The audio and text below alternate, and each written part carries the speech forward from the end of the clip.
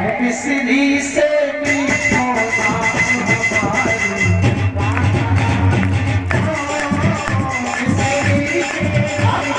नाम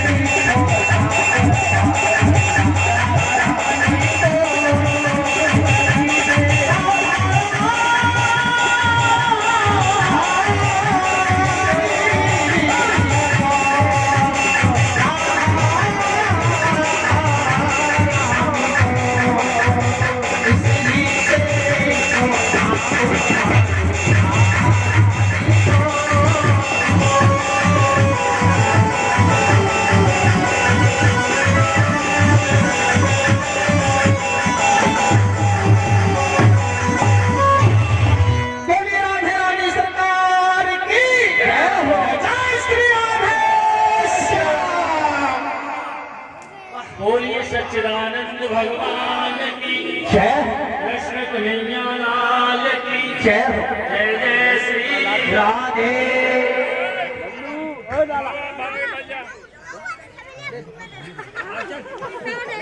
परीक्षित का जन्म हुआ, ब्राह्मणों ने कुंडली बनाई, भगवान ने अनंत आशीर्वाद दिए।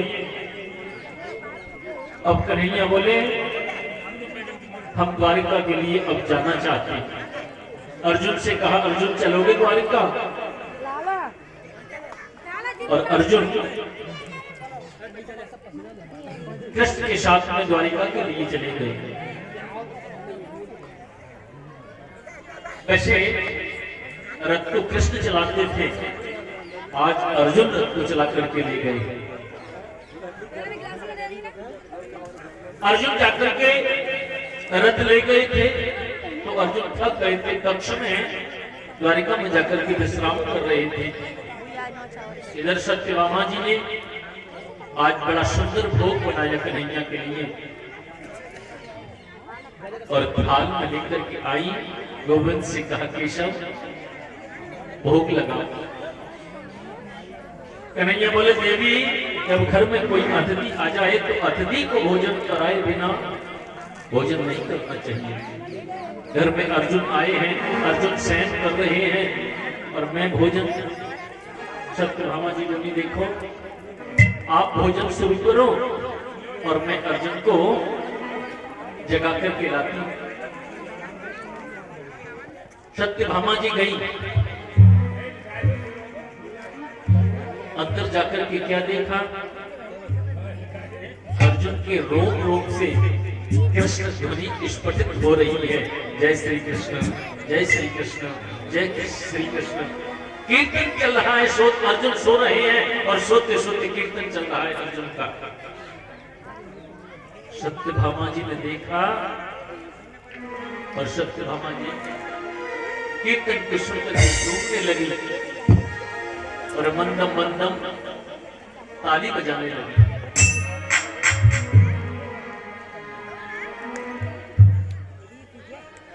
नारद जी आए, नारद जी ने जैसे ही भगवान के सामने भोग धरा था, नारद जी बोले प्रभु ये भोग तो शीतल हो जाएगा, आप शुरू करो ना।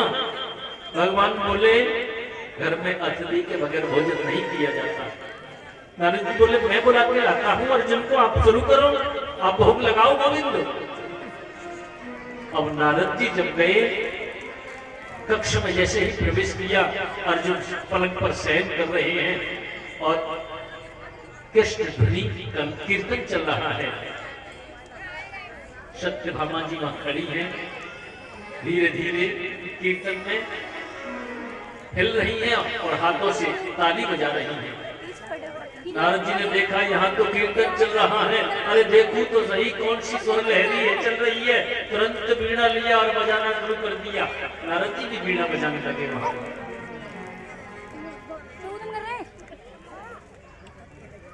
रुक्मिणी जी आई, भगवान के चरणों में प्रणाम करके कहा, कब तक भोग आपका रखा है, शीतल हो जाएगा प्रभु, आप भोग लगाओ। बोले अतिथि के बगैर। रुक्मिणी जी भी चली गई, बोली मैं बुला करके लाती हूं। अब जैसे ही रुक्मिणी जी ने देखा अर्जुन शयन कर रहे हैं और अर्जुन के मुख से कीर्तन की ध्वनि चल रही है, नारद जी बीड़ा बजा रहे हैं, सत्यभामा जी ताली बजा रही हैं, तो रुक्मिणी जी से भी रहा नहीं गया, इन्होंने नाचना शुरू कर दिया। बोलिए सच्चिदानंद भगवान की जय। अब देखा गोविंद बोले भोजन के लिए सब बोल करके जाते हैं, शीतल हो जाएगा। अंदर जाने के बाद में वापस कोई आता ही नहीं है, चलो स्वयं जाकर के देखता हूं।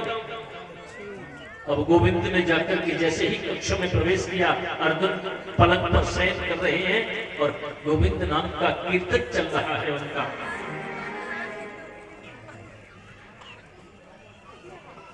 अर्जुन के बुखार बंद से कृष्ण ध्वनि स्फुटित हो रही है, सत्यभामा जी ताली बजा रही हैं, नारद जी वीणा बजा रहे हैं और रुक्मिणी जी नृत्य कर रही हैं।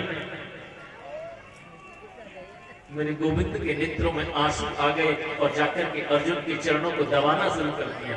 बोलिए सच्चिदानंद भगवान की जय। जैसे ही अर्जुन के पैरों को दबाया, उनके नेत्रों से आंसुओं की बूंद निकल करके अर्जुन के जैसे ही पैर पर गिरी, अर्जुन भड़बड़ा खड़े हो गए। केशव ये क्या कर रहे हो? कन्हैया बोले अर्जुन तुम इसीलिए तो मुझे बहुत प्रिय हो। अर्जुन केशव को अर्जुन इसलिए प्रिय नहीं है क्योंकि वो बहुत बड़ा महारथी है, वीर है। वीरों की दृष्टि से देखा जाए तो अर्जुन का बहुत पीछे नंबर है। महाभारत का सबसे बड़ा वीर जो पहली गिनती में आता है उसका नाम है पितामह भीष्म।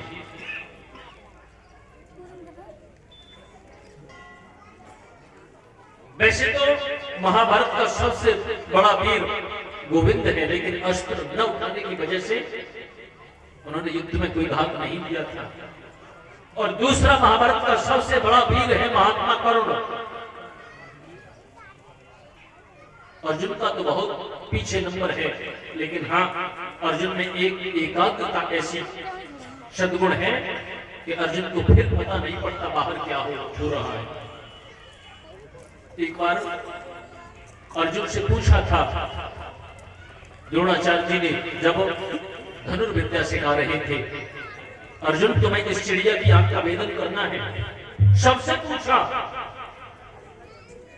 शब्द स्पष्ट रूप से यही कह दिया, हमें तो डाली भी दिखाई दे रही है, हमें तो पत्ते भी दिखाई दे रहे हैं, हमें तो गुरुदेव आप भी दिखाई दे रहे हैं। अर्जुन का जब नंबर आया, अर्जुन से पूछा अर्जुन तुम्हें इस चिड़िया की आंख का भेदन करना है, तो अर्जुन ने एक ही शब्द कहा था, गुरुदेव मुझे आप भी दिखाई नहीं दे रहे, मुझे तो केवल चिड़िया की आंख दिखाई दे रही है। इतने एकाग्रता के पक्के अर्जुन, और वही एकाग्रता आज यहाँ कीर्तन में चल रही है। गोविंद के नेत्रों से आंसू जैसे ही अर्जुन के ऊपर गिरा, अर्जुन तुरंत चरणों में गिर गई। तो इसी एकाग्रता की वजह से तुम मुझे बहुत प्रिय हो अर्जुन। अर्जुन को भी भोजन कराया।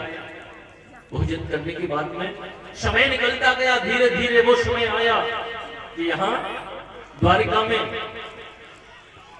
यदुवंशियों के बालकों ने संतों का अपराध कर दिया था।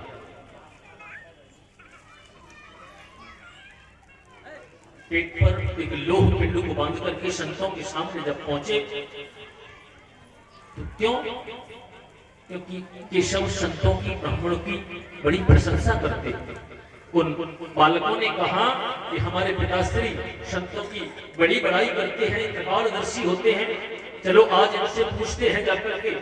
अपने पेट पर एक पोटला लोह पिंड बांध करके और उन संतों के सामने चले गए। उन संतों का उस समय धूना लगा हुआ था, अत्रि, धौम्य, चमन, अनेक संत वहां विराजमान हैं और संतों के सामने जाकर के कहा, महाराज उसको स्त्री रूप में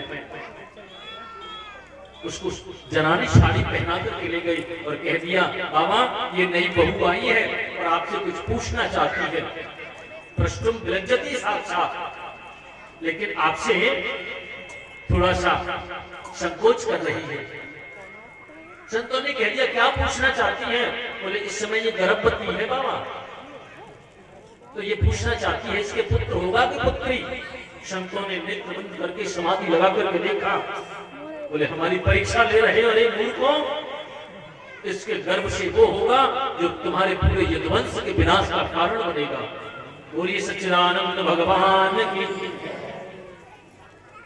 उन यदुवंशी बालकों ने घर पर जाकर के केशव से इस शब्द को नहीं कहा।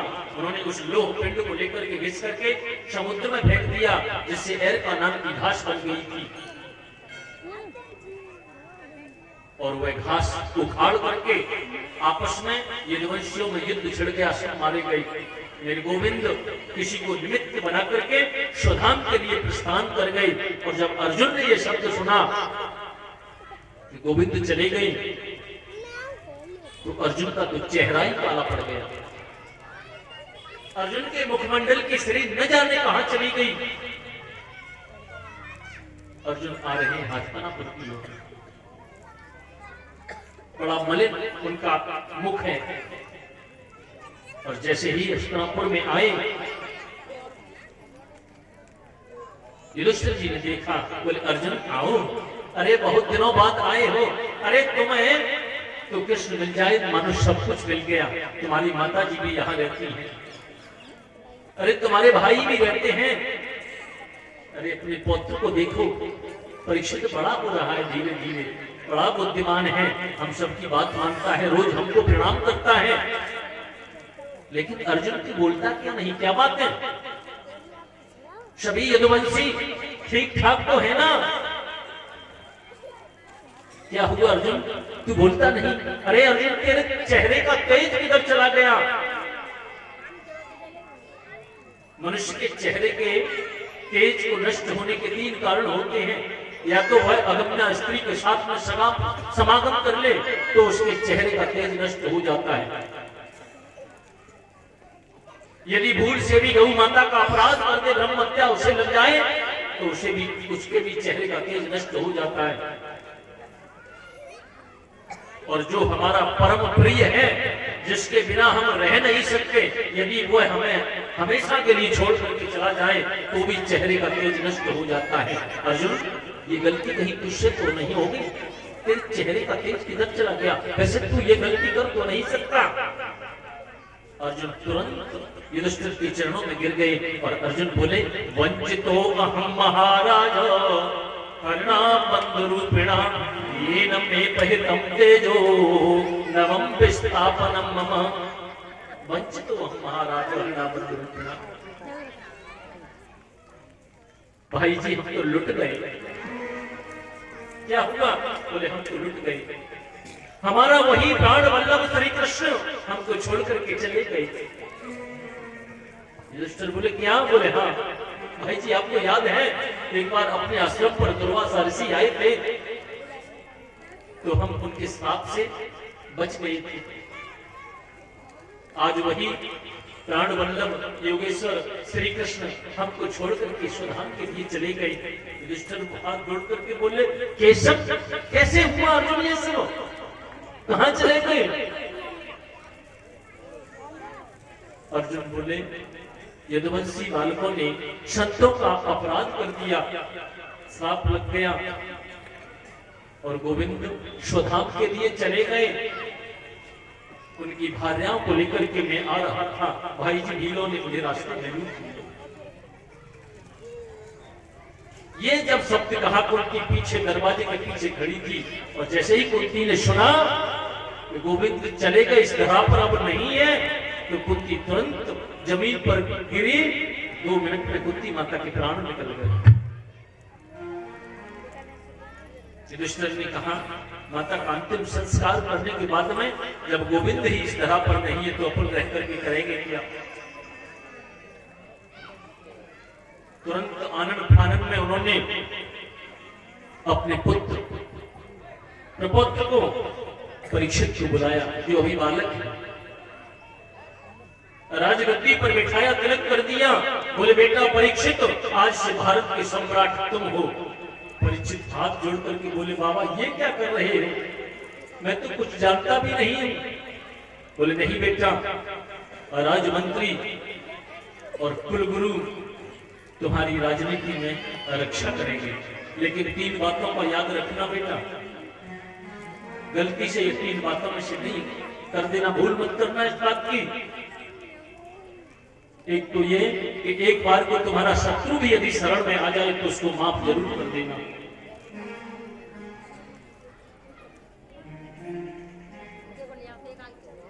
और तुम्हारे दरवाजे से कभी भिखारी झूठा न जाए, और अपनी आंखों के सामने कभी पाप होते हुए भी मत देखना। ये कुलगुरु और राजमंत्री तुम्हारी रक्षा करेंगे। तुरंत वहां से चले गए और स्वर्ग के लिए जा रहे हैं, स्वर्गारोहण हो रहा है। स्वर्ग में जब जाने लगे, रास्ते में पहुंचे, लेकिन ये नियम है जिसने जीवन में एक बार भी धर्म के विरुद्ध कार्य किया है वो स्वशरीर स्वर्ग नहीं जा सकता। बोलिए सच्चिदानंद भगवान की जय, कृष्ण कन्हैया लाल की जय, जय जय श्री राधे। नकुल सहदेव बीच रास्ते में गिर गए और उनका प्राणांत हो गया। भीमसेन ने पूछा युधिष्ठिर जी से, बोले भाई जी ये हमारे भाई नकुल सहदेव, बोले इनको एक को सुंदरता का अभिमान था, एक को गणित विद्या का अभिमान था, इसलिए ये सशरीर स्वर्ग के लिए नहीं जा सकते। और आगे जा रहे हैं, जाते जाते हैं बीच में अर्जुन भी गिर गए।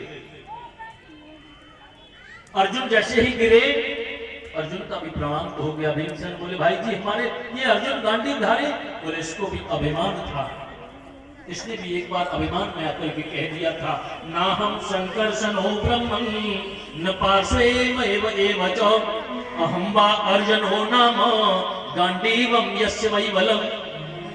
ना हम संकर्षण हो ब्रह्मन, उन्होंने कह दिया था अर्जुन ने, जिस समय मेरे हाथ में गांडीव हो उस समय भगवान शंकर भी मेरे सामने टिक नहीं सकते। ये घमंड में आकर के अर्जुन ने कह दिया था, क्यों? क्योंकि मेरा नाम गांडीवधारी अर्जुन है, इसलिए अर्जुन भी सशरीर स्वर्ग के लिए नहीं जा सकते हैं। अर्जुन का भी प्राणांत हो गया है। द्रौपदी आगे चले तो द्रौपदी भी बीच रास्ते में गिर गई, उनका प्राणांत हो गया। भीमसेन बोले भाई जी ये हमारी द्रौपदी। युधिष्ठिर बोले देखो भीमसेन, द्रौपदी के हम पति तो 5 थे, लेकिन द्रौपदी का आकर्षण अर्जुन के प्रति ज्यादा था, इसलिए ये भी धर्म के विरुद्ध था, तो ये भी सशरीर स्वर्ग के लिए नहीं जा सकती। थोड़ी देर जैसे आगे और दूरी पर गए तो भीमसेन भी लड़खड़ा करके गिर गए। मरते मरते भीमसेन ने कहा, बोल भाई जी मैं, बोले तुम्हें भी अपने बल का बहुत अभिमान था। बोलिए सच्चिदानंद भगवान की। अब तो केवल युधिष्ठिर ही स्वर्ग के लिए जा रहे हैं। अब जैसे ही स्वर्ग के लिए गए और रास्ते में यमराज के दूत उनको पकड़ के नरक में ले गए। अब युधिष्ठिर बोले मुझे नरक में क्यों लाए हो? बोले आपने भी एक बार झूठ बोला था, झूठ बोलने वाला स्वर्ग में नहीं नरक में ही आता है, उसके लिए यही स्थान है। युधिष्ठिर बोले मैंने तो जीवन में झूठ कभी बोला ही नहीं। यमदूत बोले याद करो, जब द्रोणाचार्य पूरी सेना को बिछाते जा रहे थे तो तुमने कहा था झूठ बोला था। युधिष्ठिर बोले वो तो मैंने केशव कन्हैया के गोविंद के कहने से बोला था, और जैसे ये कहा तो गोविंद वहीं प्रकट हो गए। बोले मैंने कब कहा था? मैंने जैसा कहा था वैसा आपने बोला कहा था। मैंने तो केवल इतना कहा था कि अश्वस्थामा हतः। अब वहां आपसे ये तो कोई नहीं पूछ रहा था कि मरने वाला हाथी है कि या पुरुष है। आपने हाथी शब्द अपनी तरफ से क्यों लगा दिया था? झूठ बोला था। बोलिए सच्चिदानंद भगवान की जय। और युधिष्ठिर जी महाराज तो धर्म के प्रतिबिंब हैं। नरक में से तुरंत उनको स्वर्ग के लिए स्वर्ग की गद्दी पर विराजमान किया है। बोलिए सच्चिदानंद भगवान की जय। कृष्ण कन्हैया लाल की जय। इधर राजा परीक्षित धीरे धीरे बड़े हो रहे हैं।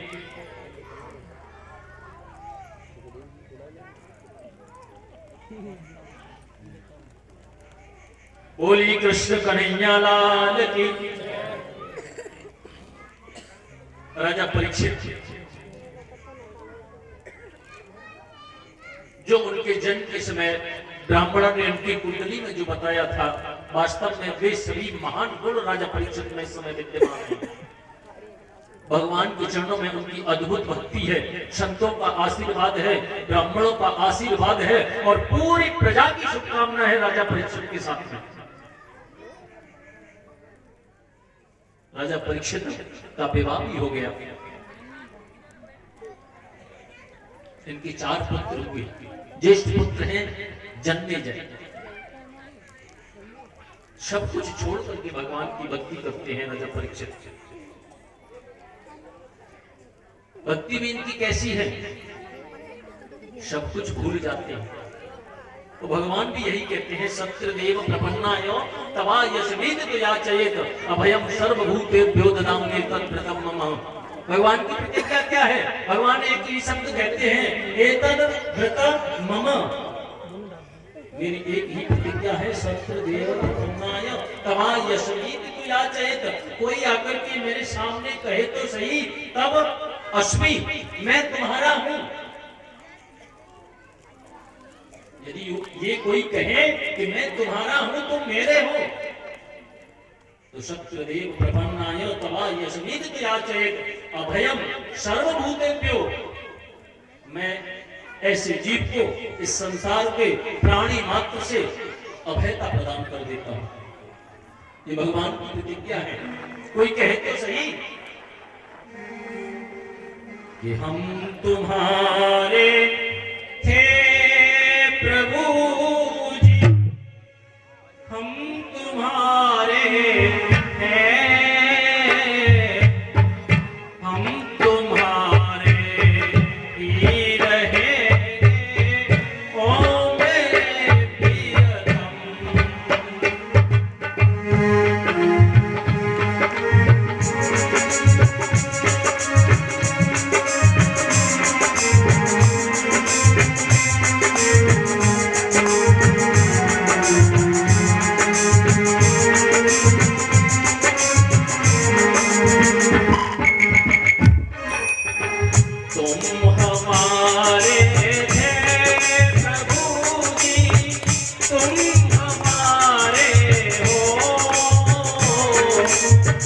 तुम हमारे ही रहोगे ओ मेरे प्रियतम।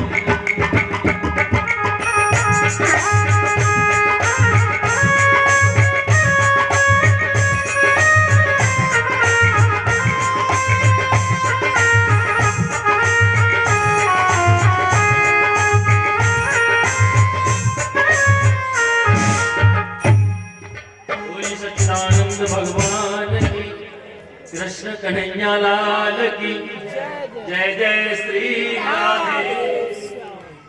सब कुछ छोड़ करके राजा परीक्षित भगवान की भक्ति करते हैं, लेकिन गृहस्थाश्रम का ये नियम होता है, 50 के ऊपर जाओ तो शुरू होता है 51। 51 का मतलब होता है वन 51, 52, 58 तक वन बताया, 50 से ऊपर जाओ तो वन जाना चाहिए। वन का मतलब क्या है? वनम वृंदावनम नामा पशभ्यम नवकाननम। 50 से ऊपर जब भी जाओ तो सब कामनाओं को छोड़ करके वृंदावन जाने की चेष्टा करें। जाते हो वृंदावन के नहीं? बोली सच्चिदानंद भगवान की जय। कृष्ण कन्हैया लाल की जय हो। आज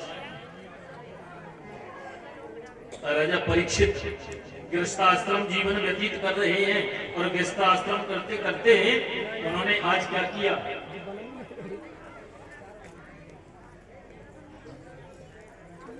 वन की ओर प्रस्थान कर रहे हैं। वन में जाकर के उन्होंने देखा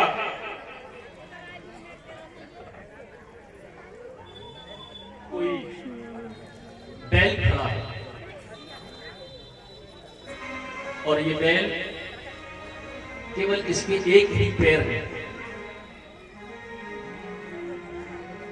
3 पैर इसके काट दिए हैं और ये खड़ा खड़ा रो रहा है। इस बैल के सामने गौ माता खड़ी है। ये बैल साक्षात धर्म है। गौ माता खड़ी है और गौ माता उस बैल को देख देख करके रो रही है। ये साक्षात पृथ्वी है जो गौ के वेश में है। राजा परीक्षित खड़े होकर के ये दृश्य देख रहे हैं और वह बैल उस पृथ्वी रूपी गाय को समझाता है कि कश्चिद भद्रे नाम यमात्मनस्ते विज्ञाया शीलायते षण्मुखेन आलक्ष्ये भवति मंदिरादिं दूरे बंधुं शोचसि कंचनाम्ब। ये देवी आप क्यों रो रही हैं? आपके रोने का क्या कारण है? दूरे बंधुम सोचसि कंचनाम्ब। कहीं आपका कोई बंधु आपको छोड़कर के दूर चला गया है इसलिए आप रोती हैं, या आप इसलिए रोती हैं कि मेरे ये 3 चरण किसी ने काट दिए हैं? इसको देख करके आपको दया आ गई हो और आप रो रही हैं।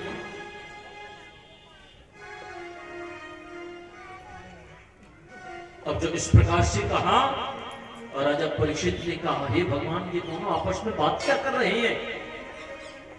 ये तो कोई महान पुरुष है। और राजा परीक्षित ने जाकर के उनके चरणों में प्रणाम किया। बोले, मैं परीक्षित प्रणाम करता हूं। आपके ये 3 चरण किसने काटे हैं? मुझे उसका नाम बताइए। मेरे राज्य में आकर के ये धृष्टता करने की हिम्मत की किसने की? मुझे बताइए, मैं उसको दंड दूंगा। मेरे राज्य में ऐसा होना नहीं चाहिए। इस प्रकार से कहा तो धर्म रूपी बैल कहता है, क्या नाम लूं, क्या बताऊं? अरे राजन, मेरा कर्म ही ऐसा रहा होगा जिससे मेरे ये 3 पैर कट गए। आप कहते हो क्या दुख है और क्या सुख है? तो राजन, दुख भी कुछ नहीं होता और सुख भी कुछ नहीं होता। सुख दुखे सभी कृता लाभा लाभौ जया जयो। सुख और दुख तो समान होने चाहिए। अरे जिसको हमने मन से मान लिया कि ये दुख है तो वो दुख है, और जिसको हमने मन से मान लिया ये सुख है तो वही सुख है। वास्तव में तो सुख कुछ नहीं होता और दुख भी कुछ नहीं होता। एक व्यक्ति के घर में सवेरे बादाम का हलवा बना और वह हलवा बादाम का थोड़ा स्वादिष्ट नहीं बनाया। रसोईया ने, नौकरों ने बनाया घर में, तो बस नौकरों को डांटने लगा। बोले, शर्म नहीं आती? इतने दिन हो गए भोजन बनाते बनाते और सब नाश्ता किरकिरा कर दिया। आज तो एक व्यक्ति के घर में बादाम का हलवा बना और स्वादिष्ट नहीं बना तो नौकरों को डांट रहा है, और एक व्यक्ति के घर में आज सब्जी बनी है तो वह पूरा घर आनंद की खुशी के मारे नाच रहा है। बोले, आज हमारे बच्चे सब्जी के साथ भोजन करेंगे। बताओ, क्या है सुख और क्या है दुख?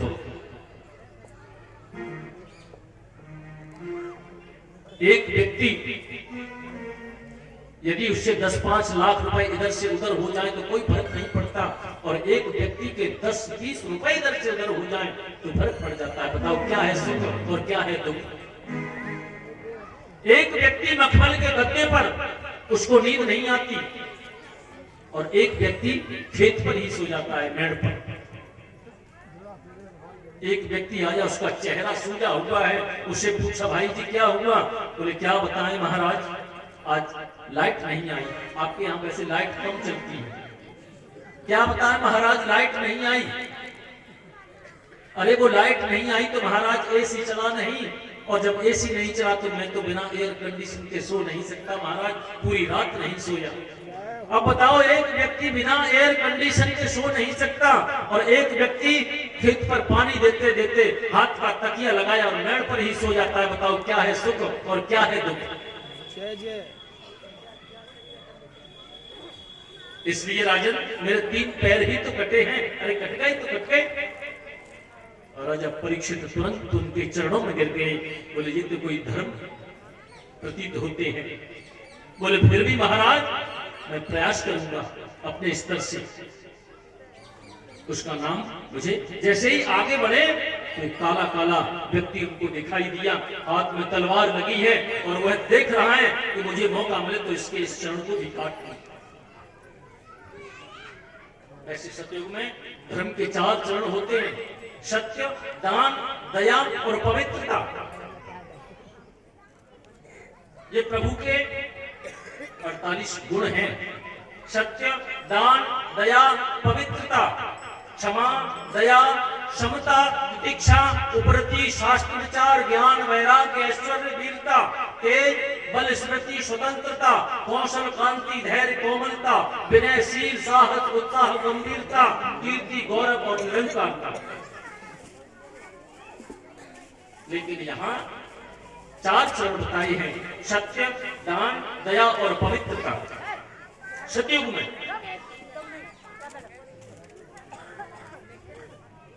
सतयुग के बाद में जब त्रेता आया तो धर्म के 3 चरण रह गए, सत्य, दान और दया। द्वापर में तो धर्म के 2 ही चरण रह गए, सत्य और दान।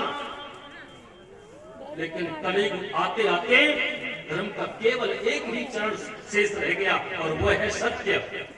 इसीलिए गोस्वामी जी कहते हैं कि धर्म न दूसर सत्य समाना, धर्म न दूसर सत्य समाना, धर्म न दूसर सत्य समाना, धर्म न दूसर सत्य समाना, आगम निगम पुराण बखाना, आगम निगम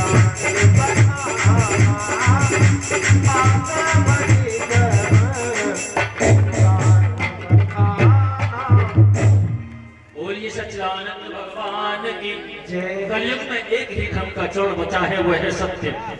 धर्म न दूसर सत्य समाना, आगम निगम पुराण बखाना। ऐसी पुराणों में, शास्त्रों में व्याख्या की है सत्य पर ही, और वह सत्य रूपी चरण ही बचा है। उसको भी उस कलयुग काटना चाहता है। एक और परात है यार। अब जैसे ही काला काला व्यक्ति हाथ में तलवार नंगी लिए देखा तो परीक्षित ने पूछ लिया कि कष्टुम क्षणे लोके बलान्त्यस्य बलान् बलि नर देवो शिवेशनो नटवत् कर्मणा द्विजौ। कष्टुम क्षणे लोके बलान्त्यस्य बलान् बलि, अरे तुम देखने से तो बहुत बलवान मालूम होते हो, लेकिन तुमने रूप भी अपना राजा जैसा बना लिया है, नट जैसे खेल आप कर रहे हो। कौन हो तुम? मैं मेरे राज्य में आने की हिम्मत कैसे की?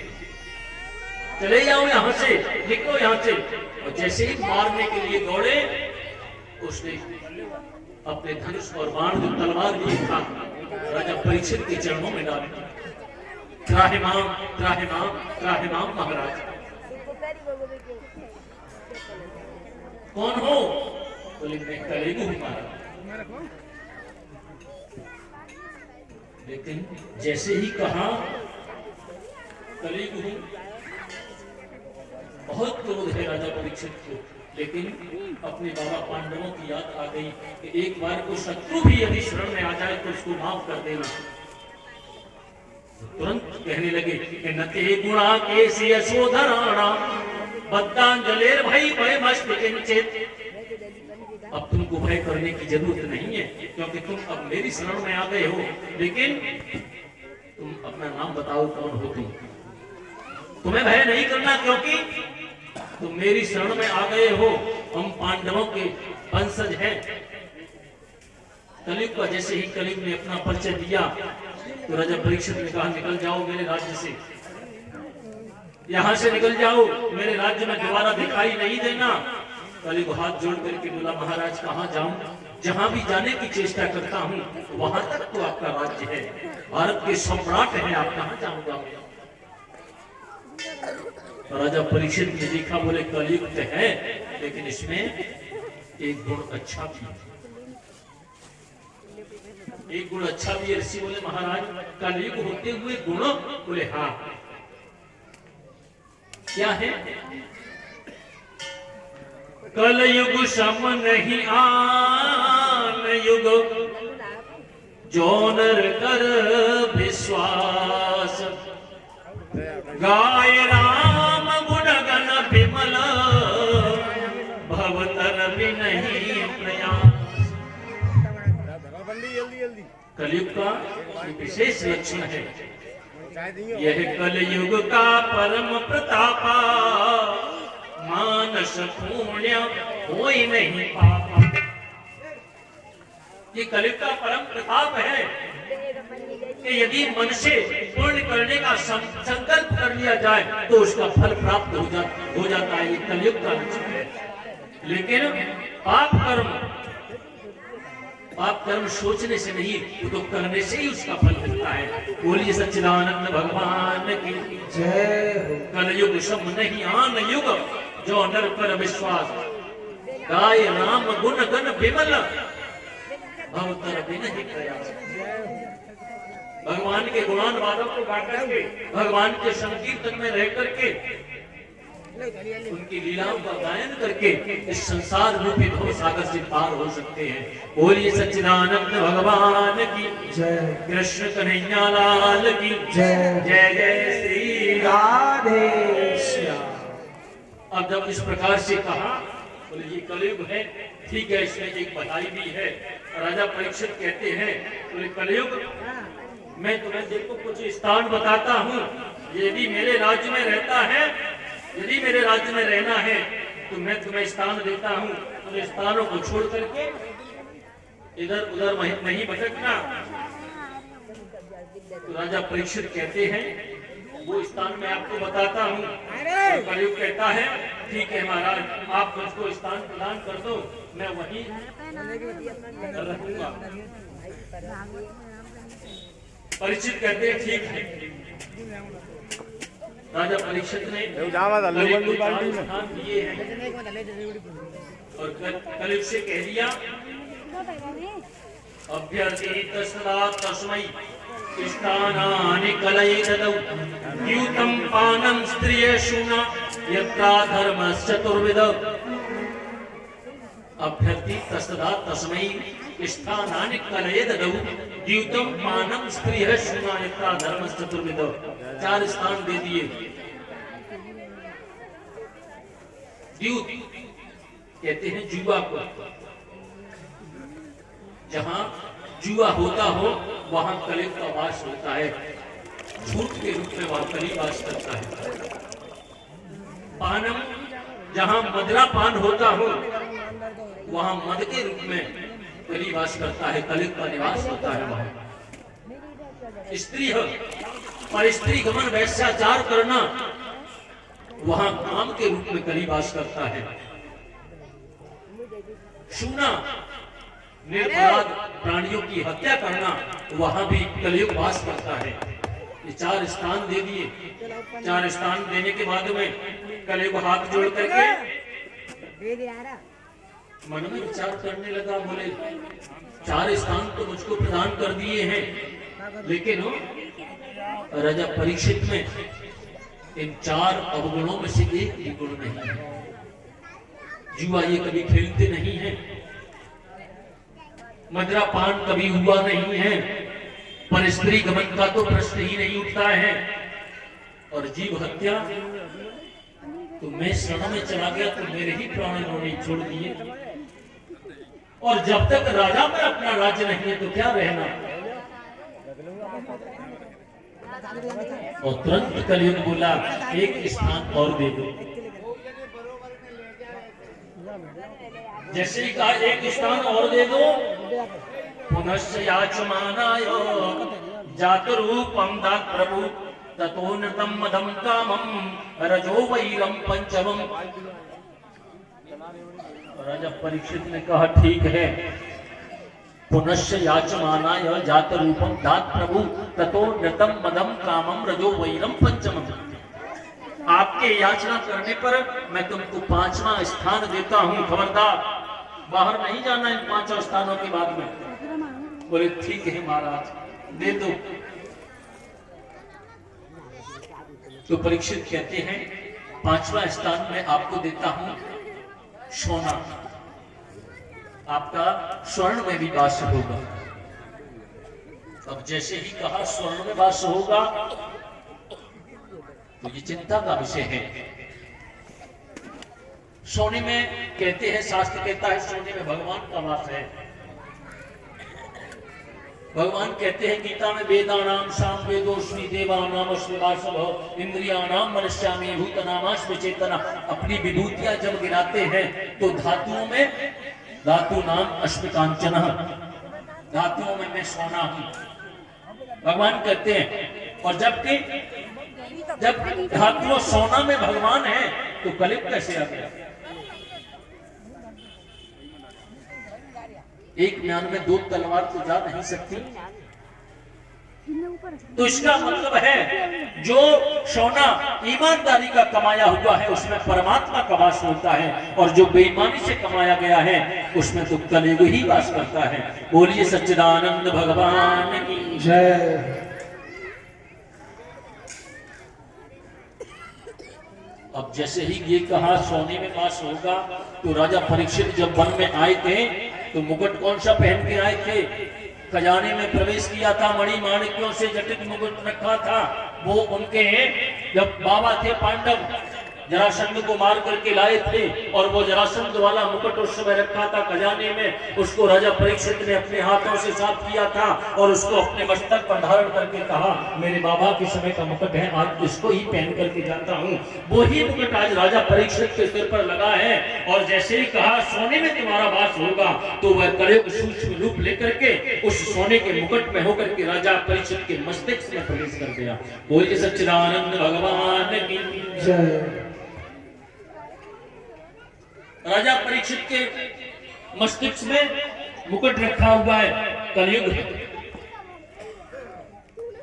और राजा परीक्षित जब वहां से निकल रहे थे, बड़ी जोर से भूख और प्यास लगी उनको। एक आश्रम देखा, वो आश्रम है शमीक मुनि का आश्रम है। उस आश्रम पर जाकर के राजा परीक्षित ने याचना की। महात्मा शमीक समाधि में बैठे हैं, नेत्र बंद किए हैं, उनकी वृत्तियां अंतर्मुखी हो गई हैं।